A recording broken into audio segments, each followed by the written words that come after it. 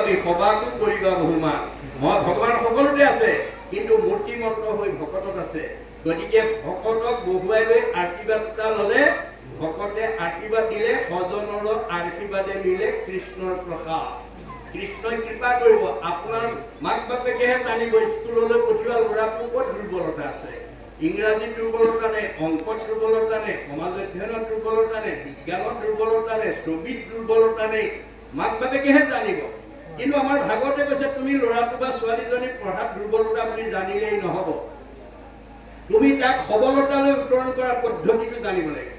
কেনেকৈ? তোমাৰ ঘৰলৈ অহা আলহী অতিথি ভকত বৈষ্ণৱক যদি তুমি এটা সেৱা ল'ব পাৰা, আশীৰ্বাদ ল'ব পাৰা, দৈৱকে যদি সাধুৰ সংগ পায় নিশ্চয় জানা তাহাৰ স্বভাৱ দূৰ হয়।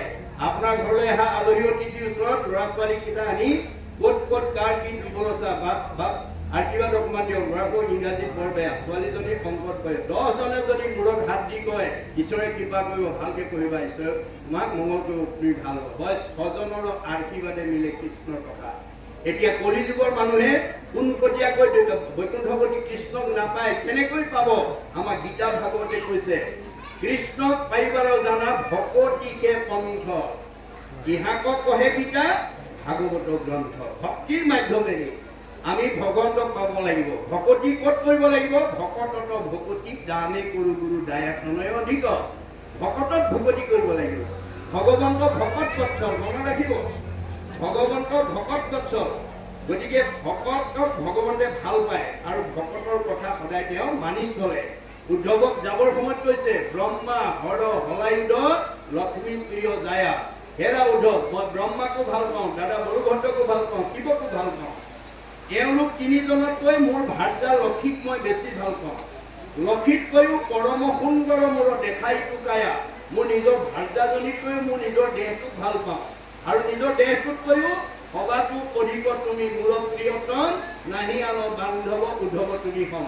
মোৰ নিজৰ দেহটোতকৈও মই তোমাক ভাল পাওঁ, অৰ্থাৎ ভকতক ভাল পায়। মনত ৰাখিব, ভগৱন্তই নিজতকৈও ভকতক ভাল পায়। সেই ভকতৰ যদি আপোনালোকৰ ঘৰত পদধূলি পৰে, ঘৰ পবিত্ৰ হ'বনে নহয়? হ'ব। গতিকে ভকতৰ পাৰিলেতো সদায় পদধূলি কৰিব লাগে, নোৱাৰিলে সপ্তাহত, নোৱাৰিলে পষেকত, নোৱাৰিলে মাহেকত, নোৱাৰিলে 3 মাহত, নোৱাৰিলে 6 মাহত, নোৱাৰিলে বছৰেকত এবাৰ হ'লেও আমি গৃহস্থী ধৰ্ম মানুহ হিচাপে মানে বছৰত এবাৰ হ'লেও 10জন ভকত শক্তি অনুসাৰী, কাৰোবাৰ অৱস্থা ভাল 100জন মাৰিছে, কাৰোবাৰ অৱস্থা বেয়া 10জনক মাতি আনি নাম অকণমান পাঠ অকণমান কৰক, ঘৰখন পবিত্ৰ হ'ব। আৰু যাৰ ঘৰত বছৰত এবাৰো ভক্তৰ পদধূলি নপৰে, পৃথু প্ৰভুৱে কৈছে, যাহাৰ গৃহত নুহি উপগত একান্ত হৰি ভগত, তাৰ গৃহ ছয় সৰ্পৰ আলয় বহন কৰ কিছু মত। যাৰ ঘৰত ভগতৰ পদধূলি নপৰে সেইখন সাপৰ গাত, সেইখনত আলয় আহুকাল ক্ৰোধ বেমাৰ আজাৰ মুক্ত হ'ব পাৰে। মনত ৰাখিব কথা। আমাৰ ভাগৱতে সকলো পদ্ধতিৰ কথা কৈছে, নীতিৰ কথা কৈ আছে। গতিকে এতিয়া কৈছে, কৃষ্ণৰ চৰণে কৰি অপেক্ষ প্ৰণতি অত্যুকৰ কিংকৰ শংকৰ নিগদতি। গতিকে কৃষ্ণই নিজকে মানে শংকৰৰূপে আহি তেওঁ কৃষ্ণৰ দাস কিংকৰ বুলি দায়িত্ব ভাৱেৰে প্ৰকাশ কৰিছে। মনত ৰাখিব দেই, আমি সদায় ভক্তি পথত কৰ্মপথত দায়িত্ব ভাৱটো থাকিব লাগিব। যাৰ অন্তৰত দায়িত্ব ভাৱ নাই, তেওঁ সমাজৰ কেতিয়াও প্ৰিয় হ'ব নোৱাৰে। হ'ব পাৰিব আপুনি ধনী মানুহ, হ'ব পাৰিব বিদ্যাৱন্ত, হ'ব পাৰিব সম্পদশালী, আপোনাক সমাজে ভাল নাপাবও পাৰে যদি আপুনি অহংকাৰ ভাৱ অন্তৰত থাকে। অহংকাৰ 5টা ৰূপত আহিব, মনত ৰাখিব দেই।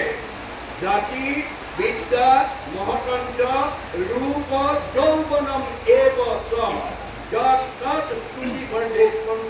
ভক্তি কণ্টকঃ। এই 5টা ভাৱে আমাৰ হৃদয়লৈ অহংকাৰ নমাই আনে আৰু ভকতি পথৰ পৰা আমাক আঁতৰাই লৈ যায়। জাতি, মই উচ্চ জাতি বুলি যদি কোনোবাই অহংকাৰ কৰে, সি সাধাৰণ মানুহৰ লগত ভক্তি কৰিব নোৱাৰিব।